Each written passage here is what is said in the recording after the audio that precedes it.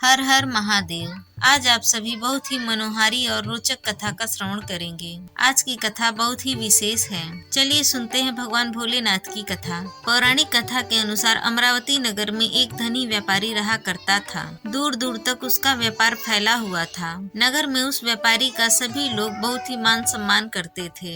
इतना सब कुछ होने पर भी वह व्यापारी मन से बहुत ही दुखी था, क्योंकि उस व्यापारी का कोई पुत्र जो नहीं था। दिन रात उसे बस एक ही चिंता सताती रहती थी कि उसकी मृत्यु के बाद उसके इतने बड़े व्यापार और धन संपत्ति को कौन संभालेगा। पुत्र प्राप्ति की इच्छा से वह व्यापारी हर सोमवार भगवान शिव की व्रत और पूजा किया करता था। सायंकाल को वह व्यापारी शिव मंदिर में जाकर भगवान शिव के सामने घी का दीपक भी जलाता था। उस व्यापारी की भक्ति देखकर एक दिन देवी पार्वती ने भगवान शिव से कहा, हे प्रभु, यह व्यापारी आपका सच्चा भक्त है। कितने दिनों से यह सोमवार का व्रत और पूजा नियमित कर रहा है। भगवान आप इस व्यापारी की मनोकामना अवश्य पूर्ण करें। तब भगवान शिव ने मुस्कुराते हुए कहा, हे पार्वती, इस संसार में सबको उसके कर्मों के अनुसार उसकी फल की प्राप्ति होती है। प्राणी जैसा कर्म करते हैं उन्हें वैसा ही फल मिलता है। इसके बाद भी देवी पार्वती नहीं मानी। उन्होंने बार बार आग्रह करते हुए कहा, हे महादेव, हे प्रभु, आपको इस व्यापारी की इच्छा पूरी करनी ही पड़ेगी। यह आपका अनन्य भक्त है। हर सोमवार आपका विधिवत व्रत रखता है और पूजा अर्चना के बाद आपको भोग लगाकर एक समय ही भोजन ग्रहण करता है। आपको इसे पुत्र प्राप्ति का तो वरदान देना ही होगा प्रभु। देवी पार्वती का इतना आग्रह देखकर भगवान शिव ने कहा, देवी, तुम्हारे आग्रह पर मैं इस व्यापारी को पुत्र प्राप्ति का वरदान देता हूँ, लेकिन इसका पुत्र 16 वर्ष से अधिक जीवित नहीं रहेगा। उसी रात भगवान शिव जी ने स्वप्न में उस व्यापारी को दर्शन देकर उसे पुत्र प्राप्ति का वरदान दिया और उसके पुत्र के 16 वर्ष तक जीवित रहने की बात भी बताई। भगवान के वरदान से उस व्यापारी को खुशी तो हुई, लेकिन पुत्र की अल्पायु की चिंता ने उस खुशी को नष्ट कर दिया। व्यापारी अब भी पहले की तरह सोमवार का विधिवत व्रत करता रहा। कुछ महीने पश्चात उसके घर में एक बहुत ही सुंदर बालक उत्पन्न हुआ। पुत्र जन्म से व्यापारी के घर में खुशियां भर गई। बहुत ही धूमधाम से पुत्र जन्म का समारोह मनाया गया। व्यापारी को पुत्र जन्म की अधिक खुशी नहीं हुई, क्योंकि उसे पुत्र की अल्पायु के रहस्य का पता था, लेकिन यह रहस्य घर में किसी और को मालूम नहीं था। विद्वान ब्राह्मणों ने उस पुत्र का नाम अमर रखा। जब अमर 12 वर्ष का हुआ तो शिक्षा के लिए उसे वाराणसी भेजने का निश्चय किया गया। व्यापारी ने अमर के मामा दीपचंद को बुलवाया और कहा कि अमर को शिक्षा प्राप्त करने के लिए वाराणसी छोड़ कर आओ। अमर अब अपने मामा के साथ शिक्षा प्राप्त करने के लिए चल दिया। रास्ते में जहाँ भी अमर और दीपचंद्र रात्रि विश्राम के लिए ठहरते, वहीं यज्ञ करते और ब्राह्मणों को भोजन भी कराते। लंबी यात्रा के बाद अमर और दीपचंद्र एक नगर में पहुँचे। उस नगर के राजा की कन्या की विवाह की खुशी में पूरे नगर को सजाया गया था। निश्चित समय पर बारात आ गई थी, लेकिन वर का पिता अपने बेटे के एक आंख से काना होने के कारण बहुत ही चिंतित था। उसे इस बात का भय सता रहा था कि राजा को इस बात का पता चलने पर कहीं वह विवाह से इनकार न कर दे, इससे उसकी बदनामी होगी। वर के पिता ने अमर को देखा तो उसके मस्तिष्क में एक विचार आया। उसने सोचा, क्यों न इस लड़के को दूल्हा बनाकर राजकुमारी से विवाह करा दूं। विवाह के बाद इसको धन देकर विदा कर दूंगा और राजकुमारी को अपने नगर ले जाऊंगा। वर के पिता ने इस संबंध में अमर और दीपचंद्र से बात की। दीपचंद्र ने धन मिलने की लालच में वर के पिता की बात स्वीकार कर ली और अमर को दूल्हे के वस्त्र पहनाकर राजकुमारी चंद्रिका से विवाह करा दिया गया। राजा ने बहुत सा धन देकर राजकुमारी को विदा किया। अमर जब लौट रहा था तो सच नहीं छिपा सका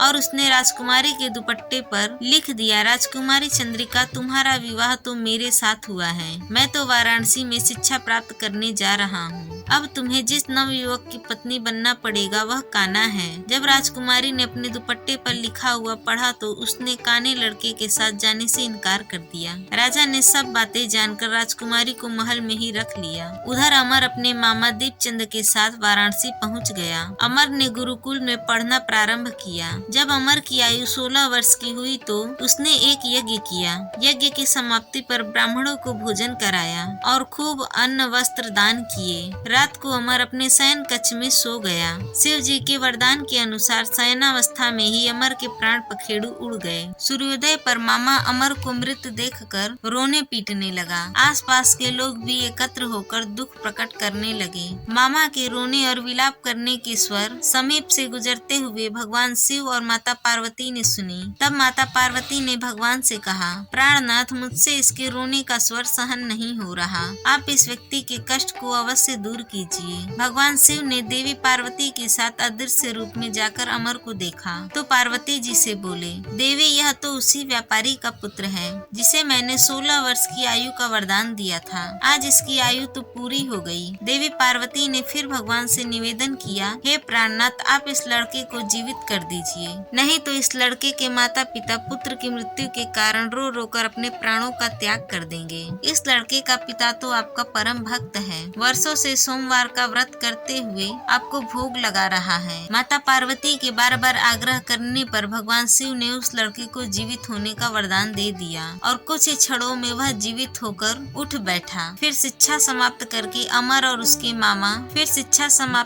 अमर मामा के साथ अपने नगर की ओर चल दिया। दोनों चलते हुए उसी नगर में पहुँचे जहाँ अमर का विवाह हुआ था। उस नगर में भी अमर ने यज्ञ का आयोजन किया। समीप से गुजरते हुए नगर के राजा ने यज्ञ का आयोजन देखा। तब राजा ने अमर को तुरंत पहचान लिया। यज्ञ समाप्त होने पर राजा अमर और उसके मामा को महल में ले गया और कुछ दिन उन्हें महल में रखकर बहुत सारा धन वस्त्र देकर राजकुमारी के साथ विदा कर दिया। रास्ते में सुरक्षा के लिए राजा ने बहुत से सैनिकों को भी साथ भेजा। दीपचंद ने नगर पहुँचते ही एक दूत को घर भेजकर अपने आने की सूचना भेजी। अपने बेटे अमर के जीवित वापस लौटने की सूचना से व्यापारी बहुत प्रसन्न हुआ। व्यापारी ने अपनी पत्नी के साथ स्वयं को एक कमरे में बंद कर रखा था। भूखे प्यासे रहकर व्यापारी और उसकी पत्नी बेटे की प्रतीक्षा कर रहे थे। उन्होंने प्रतिज्ञा कर रखी थी कि यदि उन्हें अपने बेटे की मृत्यु का समाचार मिला तो वे दोनों अपने प्राण त्याग देंगे। व्यापारी अपनी पत्नी और मित्रों के साथ नगर के द्वार पर पहुंच गया। अपने बेटे के विवाह का समाचार सुनकर पुत्र वधू राजकुमारी को देखकर उसकी खुशी का ठिकाना नहीं रहा। उसी रात भगवान शिव ने व्यापारी के स्वप्न में आकर कहा, हे श्रेष्ठी, मैंने तेरे सोमवार के व्रत करने और व्रत कथा सुनने से प्रसन्न होकर तेरे पुत्र को लंबी आयु प्रदान की है। यह सुनकर व्यापारी बहुत प्रसन्न हुआ और सोमवार का व्रत करने से व्यापारी के घर में खुशियाँ लौट आई। शास्त्रों में लिखा है कि जो स्त्री पुरुष सोमवार का विधिवत व्रत करते हैं और व्रत कथा सुनते हैं, उनकी सभी इच्छाएं महादेव की कृपा से पूरी हो जाती हैं। तो प्रेम से बोलिए हर हर महादेव।